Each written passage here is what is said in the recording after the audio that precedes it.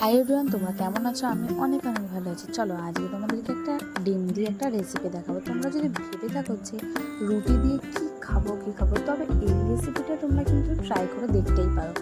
চলো, আমি কড়াইও বসিয়ে দিয়েছি, আমি তেলও দিয়ে দিয়েছি পরিমাণ মতো।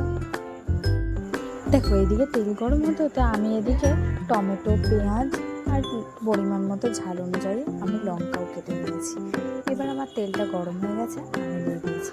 দেখো, তোমরা কিন্তু টমেটো বড় হলে একটা টমেটো দিতে পারো, ছোট হলে দুটো টমেটো দিতে পারো। একটা মিডিয়াম সাইজের একটা পেঁয়াজ দেবে পরিমাণ মতো, যে যেমন ঝাল খায় সেরকম লঙ্কা দেবে।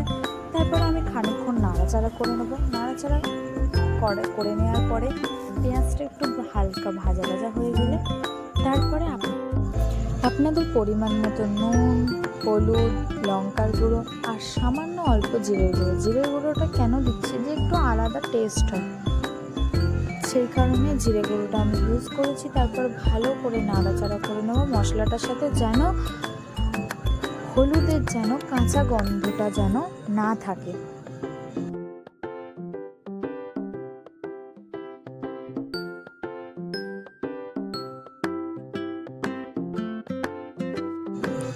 দেখুন, এখানে কিন্তু পেঁয়াজটা প্রায় ভাজা হয়ে গেছে। তারপর আমি এক এক করে ডিম দিয়ে দেবো। যে যেমন পরিমাণে ডিম ভুজিয়া খাবেন সেরকম পরিমাণে ডিম দেবেন। আমি ডিম দিয়ে খানিকটা নাড়াচাড়া করে নেবো। হালকা যখন বেশি আমি ফ্রাই করব না, হালকা ডিমটা ফ্রাই হয়ে যাওয়ার পরে দেখবেন রেডি হয়ে যাবে। আপনাদের একটা কথা বলি, এই রেসিপিটা আপনারাও ট্রাই করে দেখবেন।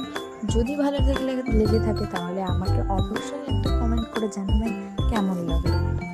দেখুন, আমি এখানে কথা বলতে বলতে ঠিক এইরকমভাবে একটু ভেজে নেবো, যেমন করে ডিম ভুজিয়াটা করে। সব একসাথে ভালো করে মিক্স করে নেব।